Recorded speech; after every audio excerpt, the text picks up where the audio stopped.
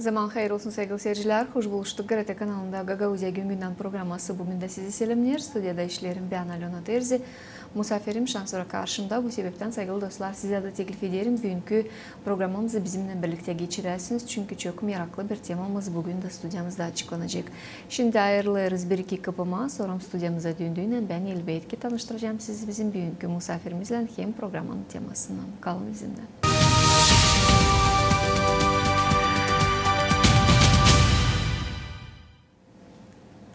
Sevgili dostlar, ne mutlu onlara kim bitki zamanlarda başlayır kaldırma hem diriltme o adetleri hem o zenginlikleri, anıları bize kalırlar bizim dedelerimizden. Biliriz hani Sovyet dağıldıktan sonra oldu bir parça araç, yani zordu yaşamak. İnsanlar bu zenginlikleri hepsini sandıklarına büküp bıraktılar.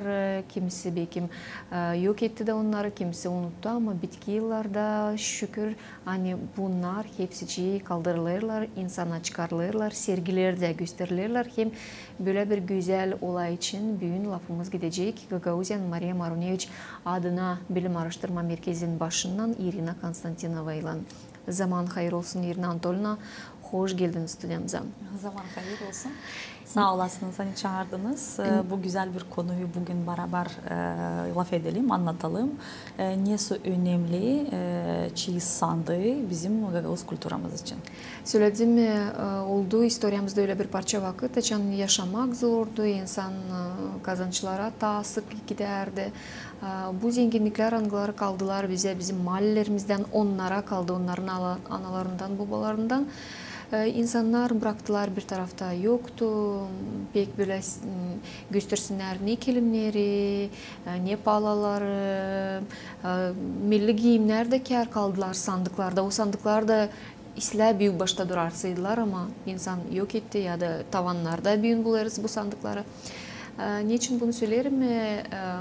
Geçen hafta oldu bir programımız bizimle biz laf ettiydik bu sandıklar için. Hem söyledim hani bir iki yıl geri güzel bir adet başladı. Kilimleri sergilerde göstermeye hem kilim festivali. Bundan sonra insan başladı anlama bu ince zanaatın önemini Gagavuz halkının historiasında hem kültürasında.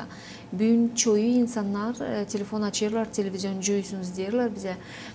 Gezersiniz, görürsünüz, yakışmayın bulasınız ya da veresiniz telefon numarini kimyasa açalım, alalım bir kilim isteriz ya da böyle bir etno stilde bir oda mı, bir kufne mi kimse ister yapma. Şimdi sırada bir adım oldu, bir festival, nereye çıkarıldılar sandıklar, gelinin çeyizlik sandığı. Bu gerçekten güzel bir fikir. Hem isterim tabir kere anlatasınız. Nereden peydalandı bu fikir çıkarma bu sandıkları? Bilirsiniz son 2 yılın içerisinde biz hiçbir ekspedisye katılamadık. Bizde daha vardı öyle güzel planımızda, hani biz gideceğiz Grecia, Bulgarya, Romanya, Rusya, Kazakistan'a, nerede yaşarlar bizim Gagavuzlarımız da tekrardan bildiğiniz gibi bizim kongremize hazırlık yapmak için de sizinle beraber GRT kanalından isterdik çıkma yola. Da çıkarma ne soysa yaşamak var bizim Gagavuzlarımızda başka devletlerde. Ama pandemi içerisinde girdiğimiz zaman 2 yıl biz kapalıydık. Hiçbir yere çıkamadık. Her tarafta finansla durumumuz yoktu çıkma adını. Onun için bu yıl öyle bir fırsat çıktı. Hani Stepan Bulgar kendi inisiyatifayla dedi ki biz başlayalım bir yerlerden. Bakalım bu yıl araştırma yaptık Moskov için. Bilirsiniz 160 yıl dönümü nasıl doğdu Moskov. Çok büyük bir merapiyatiye. Onun için biz hazırladık bir film. Ama bu situasyon olduğu için öyle oluştu. Hani biz konferansı yapamadık. Onun ölme dönümüne yapacağız konferansı. Onun için bu filmi çıkartmak için araştırdık nerede Moskov öldü, nereye gömüldü. Bize dediler ki o Bulgaristan'da, Varna'da, mezarlıkta, onun yattığı yer orası. Oraya gidin, araştırın, bakın, bulun. Onuştan dedik ki biz bir ekspedisyon organize edelim ama bilirsiniz şimdi bir yere gittiğin zaman başka devletlerde yok nince koyarsın kendine bir hedef. Sen lazım ki de en az planında koyarsın 10 hedefini ki onlara ulaşasın da bu ekspedisyonun faydası çıksın diye bize.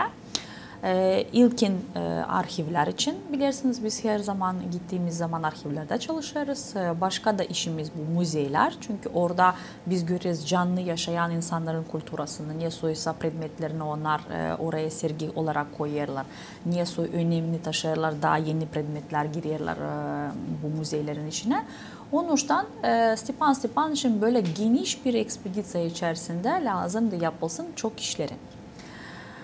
Biz çoktan düşündük hani Gagavuz kültürümüzü bilim araştırmakla birlikte biz lazım onları yapalım biraz daha popüler. Hani yazdığımız kağıtları okurlar o insanlar kim meraklanır o işe. Ama biz isteriz ki bütün yaptığımız işler daha farklı olsun, daha geniş içinde insanlar görsünler. Niye soysa araştırmalar yapılır da onların da faydası nasıl olarak sonuç olarak ulaşılır.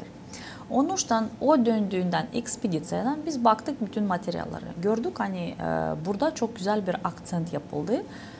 Bizim gelin çeyizi için, nasıl biz deriz yüklülük için hem de sandıklar için. Bu pek meraklıydı bir iş. Biz bunu evvelden de konuşmuştuk ama ideya olarak çıktı Stepan Stepanich'tan. Stepan Stepanich dedi ki bakın ben dedi o kadar çok dolaştım gördüm Grecya'ya da gittiğim zamanlar ekspedisiyaya hem Bulgaristan'a da gittiğim zaman ekspedisiyaya hani sandıklar her evinde var. Hem de en güzelleri, en eskileri müzelerde de çok güzel hem de baş yerlere koyarlar. Niçinse dedi biz bu konuyu hiç açmadık. Evvelden bilirsiniz Halı Festivali gene bilim araştırmalarından çıkmıştı. Bilim Araştırma Merkezi birlikte bizim Gaydarköy'le gene böyle bir ideya olarak çıkartmıştı. Güzel gene Kültür Bakanlığı ile birlikte yapıldığı ilk festivaller. O zaman onlar çok küçüktüler. O zaman o kadar çok böyle geniş olarak algılanmadı. Ama ideya olarak bunu ilerlettikçe biz gördük nasıl güzel ve regional bir festival haline geldi. Bu da ideya böyle çıktı. Dedik ki biz hazırladık çok güzel bir materyal sandıklar için. Stepan Stepanic hazırladı bu çok güzel kitabı. Onu isterim göstermek hepsi seyredicilere ki onlar görsünler. Niye soysa materyal var burada. Bizim de üreticilere de çok faydalı bir materyal olacak. Gagavuzlarda gelin çeyiz sandığı varlık simvolu olarak adını koydu. Bu kitabın içine girdiler o sandıklar, hangileri o buldu bu ekspedisyada. Bunları da biz lazımdı yapalım, arada farkını anlayalım. Niyesoysa Gagavuzlar sandık yapardılar Bulgaristan'da, niyesoy onları kullandılar, niyesoy Grecya'da kullandılar. Hem de isterdik anlama niyesoy sandıklar kaldı bizde Gagavuzya'mızda. Çünkü birçok karılar artık bu sandığı kullanmıyorlar. Bilirsiniz şimdi yenilik olur, modern yaşamaya başlarız. Biz isteriz güzel mobilya olsun, güzel halılar olsun, daha böyle insanlara zengin, güzel görünelim diye ama kalan eskiye bizim adetlerimiz bunlar kalır içimizde. Şimdi ise bu temayı açıkladığın zaman başladık araştırma. Önce köy primarlarını aradık, sonra dom kulturaları aradık, sonra müzeleri aradık. Dedik ki bu temayı çıkartmak isteriz. Bu da yaz zamanı olur. Hepsi bilirsiniz hemen birileri çıktı başka devletlere gezme, bazıların ev işleri var, remontları yaparlar yaz zamanı. Onun için dedik ki bu önemli bir olayı biz hemenden sentabr ayına bırakalım ki şkolalar başlasın, bütün hepsi evine dönsün, rahat olarak da bunları çıkaralım, sergi yapalım. Topladık bir yazı, gördük hani çıkar çok güzel bir sandık adeti. Neredeyse her köyde en az 5'er, 10'ar, 15'er sandık var. Hem birbirinden çok farklı. Bazılar çok sade, rahat bir renginde yapılı tahtadan. Bazıları da metal yapısını var. Bazıları çok güzel çiçek böyle desenli yapılı. Onun için biz dedik ki bunların fotoğraflarını da toplayalım. Onların arasında da bakalım neyse farkları var. Hem de öyle bir gösterişli sonucunu yapalım ki insanlar bizim yaptığımız işi görsünler. Hem de bu güzelliği de fark etsinler. Hani bunları atmama lazım. Biz anlarız hani şimdi zor vakitler. Birçok sandığı oduna gitti. Birçok sandık artık insanlara harmanlarda kullanılır. Buğday için, bilirsiniz hayvan yemleri için. Onlar çünkü yapılarda çok güzel kaliteli ağaçtan. Odundan. Hem de böcek yemesin diye onlar bilirsiniz hani bizim böyle kutsal şeyler çiçeklerimiz var, onları koyardılar ki onun kokusundan böyle böcekler kaçsınlar, yaklaşmasınlar diye. Hepsi bunlar güzel orada korunuyor. Ama bizim hedefimiz bunları öne çıkartmak, bunların yüze çıkartmak, insanlar görsünler, fark etsinler, restorasyon yapsınlar ki bu iş ilerlesin. Şimdi diyelim ki biz bu festival, niçin festival yazdık? Niçin festival? Çünkü bilim konusunda festival kelimesini yani lafını araştırdığın zaman anlarsın ki bu bir gösteriş. Yani bir temalık bir gösteriş olur. Burada da olduğu bir gösteriş sandıklar için. Birçoğu soruyorlar hani bilim araştırma merkezi lazım, yazsın sadece kağıt. Değil lazım öyle festivaller organize etsinler. O onların işi değil. Onun için biz partner olarak çıktı bize Kültür Bakanlığımız sağ olsunlar. Onlar da çok güzel böyle praktika işleri var. Onlar bilirler nasıl bu işi yapmaya daha kolay. Marsimon'la da çok güzel böyle haves gösterdi. Sağ olsunlar da bütün Kültür Bakanlığımız hani bize yardımcı oldular da bu merapiyati oldu şuralı hem güzel. Bunun için isterim söyleme hani bunun 3 bölümü vardı. Bu festivalin biraz formatı daha böyle bilim praktika formatındaydı. İlk olarak biz yaptık çok güzel bir koridor. Oradaki sergiledik 23 tane sandık fotoğraflarını, angalarını getirdi Stepan Stepanç bu ekspedisyeden. Orada biz Bulgarya'dan hem Grecya'dan görüyoruz çok güzel, farklı, desenli, renkli böyle yapıda yapılan sandıkları, angaları gerçekten korunuyorlar müzelerde. Hem sergilenirler en güzel şekilde ki onlar görsünler nasıldı onlar. Bir de bunların 23'ün içinde 5 tane sandık var. Onlar da bizim köylerimizden.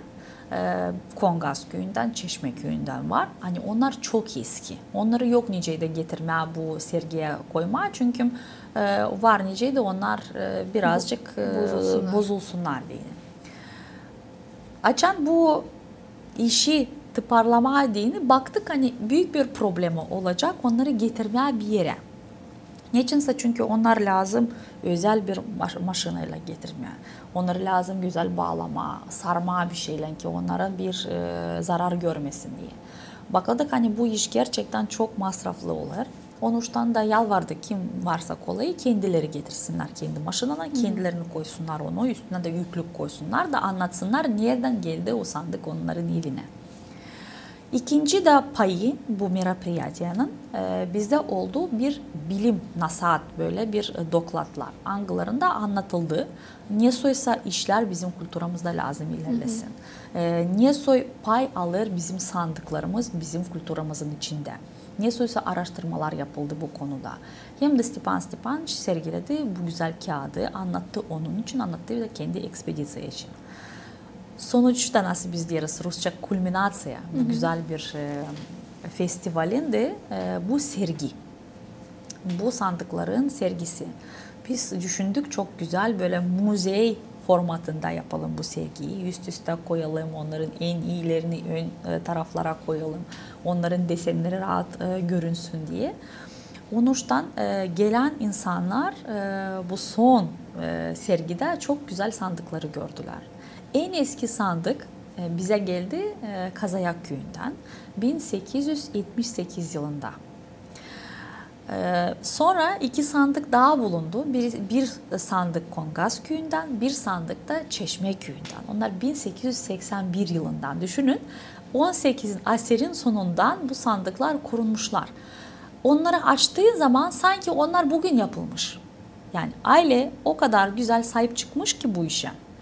O kadar güzel bir relikviye olarak ailesine onları götürmüşler ki birbirinden vermişler ki şimdi de insanlar genç nesil olarak oraya prezentasyon yapmak kısacağız. Düşünün anlatıyor diyor ki bu dedi sandık benim dedi mahallemden kalma. Malum dedi, anama vermiş, anam da bana vermiş. Ben de diyor bu sandığı benim çocuğuma vereceğim, benim kızıma vereceğim. Belki der şimdiki çeyizlik kavramı biraz farklı bizim aramızda. Şimdi çeyizlikler bilirsiniz biraz daha farklı. Üklülükler yapılmıyorlar, bu yastıklar yapılmıyorlar. Ama diyor bende bu çeyizlik var. Ben küçükten beri dedi anamla dedi bunları hepsini işlemişim, yapmışım diyor. O yorganlar angıları kaldı dedi çeyizliğinden anamın. Ben de kızımın da çeyizine koyacağım diyor. Olsun bir köşede mutlak bir yerlerde bulacak bir yer bu güzel bir sergi için. Çok güzel bir merapiyatiye oldu. Katılanlar insanlar çok böyle bir havesten getirdiler o sandıkları. Biz diyelim ki topladık 60'a yakın sandık ama daha çok vardı. Problema vardı sadece onları getirme. Çünkü bu gerçekten çok para isteyen bir iş. Hem de dediğim gibi çok özenerek lazım onları getirmeye. Ayrıca da büyük bir platform olması lazım ki onlar güzel olarak anlatılsın, çıkarılsın yüze. Ben düşünüyorum çok güzel bir merapiyati oldu. İrlandalarına çok para lazım olsun dediniz getirmeye hepsini toplamada. Festival geçtikten sonra internet portalların birisinde peydalandı informasiya yani Bilim Araştırma Merkezi harcamış 700 binli bir festivalin yapmasına. Bu sayıların aslısı var mı? Ne kadar konkret para harcandı? Çok güzel bir soru sordunuz. Bütün bu haber çıktı cumartesi günü. Bütün pazar günü benim işim geçti sadece insanlara cevap vermeye telefonda. İnsanlar soruyorlar. Diyorlar gerçekten mi 700 bin mi harcadınız bu festivale? Ya insanlar kimleri getirdiler o sandıkları soruyorlar. Bize niçin para vermediniz diye biz onları getirdik diye. Kim gitmedi orayı soruyorlar. 700 bin nereye harcadınız? Bilirsiniz öyle söylemeyi isterim. Hani bu tür haberler çok üzüntü veriyor bize. Niçinse insanların içinden o havezi öldürmeye çalışıyorlar. Toplam bilirsiniz biz her bir merapiyati yaptığımız zaman mutlak o surette yaparız smeta, yaparız prikaz. Kim ne iş yapacak, ne sürü masraf götürecek bir merapiyatiye. Ben söylerim aslında burada hepsi bunu işitsinler. Hani bunun foto выставкası, bunun sandıkların getirme işi, bunun zalın arendası hepsine birlikte bize 25 bine geçti. 25 bini geçmedi para. Düşünün. Yani bu da Kültüra Bakanlığı ile birlikte yaptığımız bir smeta. Onuştan 700 bin böyle bir para olsaydı biz var diyeceğiz yeni bir müze açalım. Düşünün. Yeniden hepsini yapalım remontunu, yapalım onların standlarını, satın alalım bile sandıkları insanlardan ki o bizim milliyet ruhumuz olsun, nice miras olarak kalsın bizim uşaklarımıza dini. Onun için ben düşünüyorum bu insanlar hani yazarlar bu tür haberleri lazım biraz düşünsünler. İlkin düşünsünler o insanları kim yemek verir bu işe. Hani bu gerçekten çok böyle havesten, içinden gelen bir şey anlarsınız. Hem de o insanlara kim katılma istiyorlar. Onların da havezi var göstermeye dini. Ama böyle haberler olunca bu sefer ne olur? İnsan düşünüyor. Acaba birileri benim üstümden mi para kazanmak istiyor? Ya da birileri beni kullanmak mı istiyor? Bu tür haberler çıktığı zaman biz de kendimizi öldüreriz. Kendimizi içimizdeki havezi öldüreriz. Hem bu kültürayı biz sanki business yapmaya çalışıyoruz. Hiç güzel bir iş değil. Onun için ben isterim buradan seslenmeye hepsi seyirciler kim bakar GRT kanalı bizim programımızı. Var organizatörler, angıları yaparlar bu işi. Varınca herkes açsın telefonda sorsun. Çünkü bu biz resmi bir kurumuz biliriz. Biz devlet bir kurumuz. Onun için devlet işinde prosedürü nasıl olması gerekirse bizde hepsi var. Hiçbir yerden de korkmuyoruz, hiçbir yerden de utanmıyoruz. Çünkü biz istiyoruz hani az bile olsa para doğru yere gitsin ki bizim bilim araştırmalarımız çoğalsın. Bizim dediğimiz gibi yapılan işlerimiz de insan içerisine girilsin. Hem insanlığımız anlasın ne kadar değerli bizim için bizim kültürümüz. Irina Anatolyevna, isterim birazcık geri dönme söyledim ki bir iki yıl geri başladı bu festival, Kilim Festivali. Bu yıl da koyuldu güzel bir temel, sandık festivali başladı. Ben mutlaka, niçin Sabin'de var içinde böyle bir inan, hani her bir değilse ikinci, her üçüncü ailede Gagauzya'da var bu sandıklar. O kadar ki insan onları o kadar uzağa koymuş şey dedim, kimse tavana kaldırmış, kimse büyük başında dururlar ama o sandıklar mutlaka var. Hem ben inanırım hani bir iki yıldan sonra bu gerçekten güzel bir adet olacak.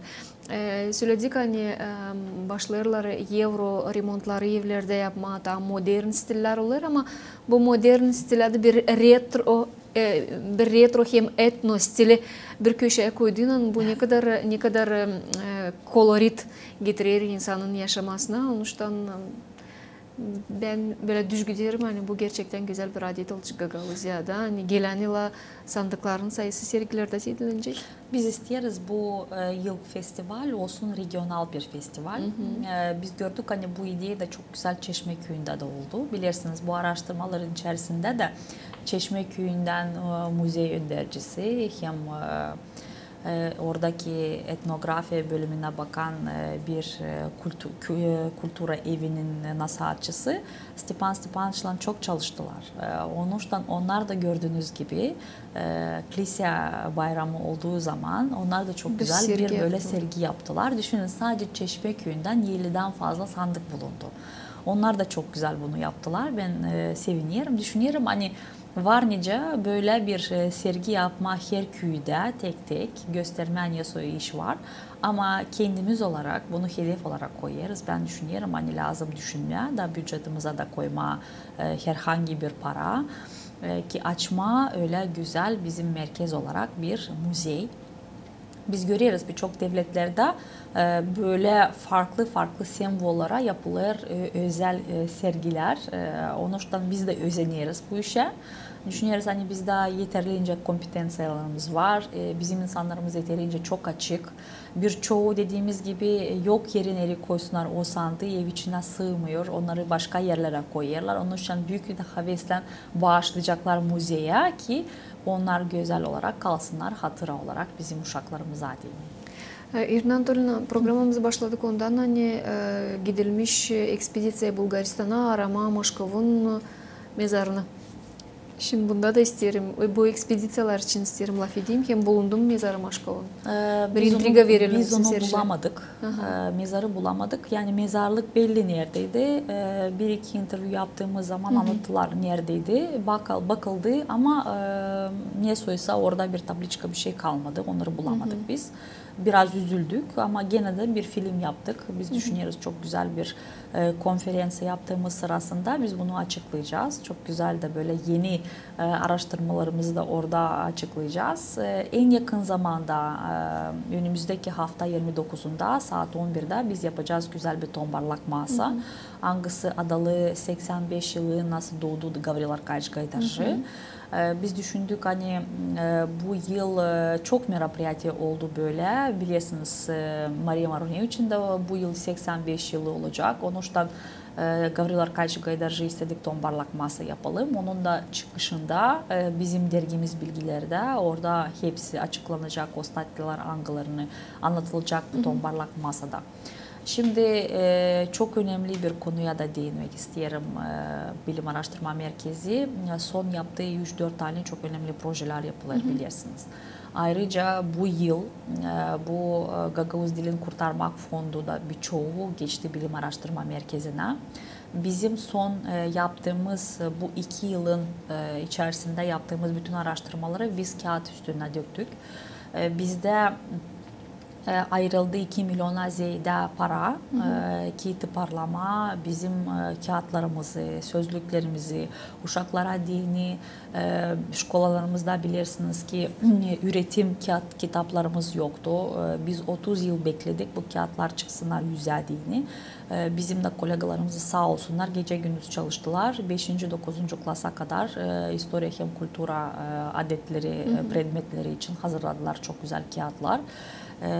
Biz yaptık bir toplantı Üretim Bakanlığı ile oradaki historia uğrunda zahmetçileriyle çok güzel bir çıkışlar çıktı bu şeylerin üstünden, bu kağıtların sonucunda. Onuştan ben düşünüyorum hani bu yıl Gagavuz dili için çok verimli bir yıl olacak. Bizim historiamız için de çok iyi, güzel bir verimli bir yıl çıkacak. Bu kağıtların çoğu neredeyse 25 bine yakın bir kağıtlar çıkacak bu yılın. Bilirsiniz bizim paralel olarak anaokullarımızda da Moldovanca hem Gagavuzca üretim alırlar bizim uşaklarımız. Ortancı gruplar için yoktu öyle materyaller. Şimdi biz bu Perşembe günü yaparız gene bir online toplantısı Antem grubuyla, eksperlerle. Angıları hazırlanmıştı bilirsiniz bu ilk grupa için.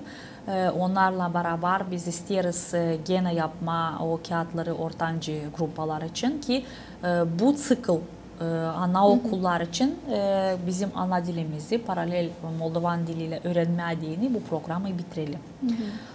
Bilim Araştırma Merkezi bilirsiniz 2 yıl evvelden bu kanunu başladığı zaman 2019 yılının sonucundan beri bizim çok önemli bir hedefimiz vardı. Hani bizim büyük insanlarımız yok nice de öğrensinler Gagavuz dilini. Bilirsiniz biz çok araştırdık. Niye soysa metodika alalım baza olarak yapalım bizim kağıtlarımızı. Yunus Emre Enstitüsü'nün bilirsiniz çok güzel Türkiye Türkçesi eğitimi veriyorlar. Biz onu baza olarak aldık.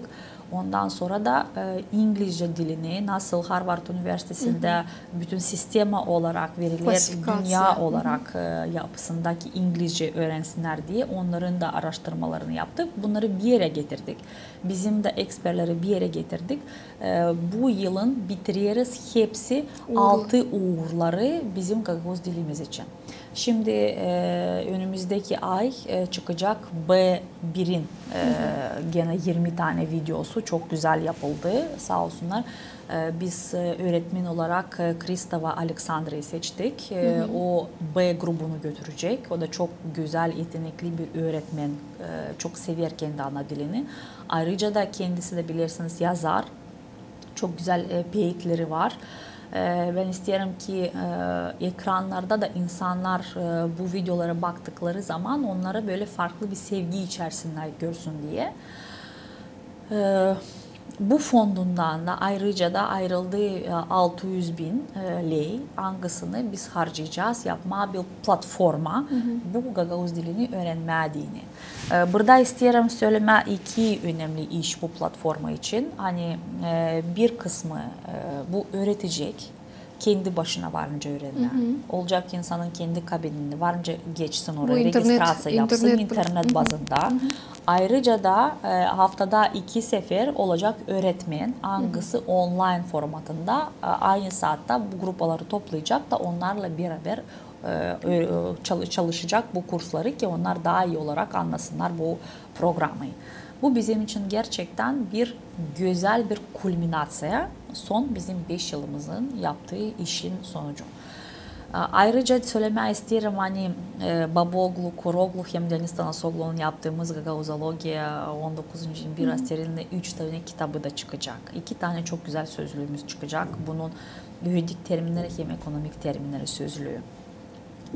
Geçen yıllarda Mikhail Nikolaevich Kuboglu'nun vefat yani ölmeden önce kendi amcasının bilirsiniz hani Romanya'da Türkolog olarak çalıştı. Onun çok güzel bir monografyası vardı. Gagavuzia in Lumina Istoriei. Bu kağıdı biz Romancadan çevirdik Rusça'ya. O da çok güzel bir monografya çıktı. İnsanlarla angıları araştırırlar Gagavuz historiamız için. Bu çok güzel bir arşiv materyali olacak.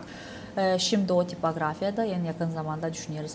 Onun da prezentasyasını yapacağız. Yani böyle güzel yaptığımız dediğimiz gibi son 2 yılın produktlarımız öyle diyeceğim, işlerimiz onlar yüze çıkarırlar. Bu yıl dolu dolu biz prezentasyayla geçireceğiz sonuna kadar. Ирина Анатольевна, бестерим sağ ol size söylemeye. Verirsiniz kuvvet, çalışırsınız bu işler hepsi gerçeklensinler. Ben sanırım yılın sonundan biz de bu işçi sizinden değil bir sıra. Bu tek kağıtların, çıkan kağıtlara da prezentasiya yaptıktan sonra elbette stüdyamızda sizi bekleriz. Hani yaşayanlar anıların yok kolaylığı gelmeye komrada bulunma bu prezentatsiyalarda hem alma eline bekim okuyadı. Da bir kere görsünler hem okusunlar, bilsinler ne olur hem ne soy bilim araştırmaları çıkarılır, peydalanırlar. Size sağ olun hani bugün programımıza geldiniz saygılı seyirciler.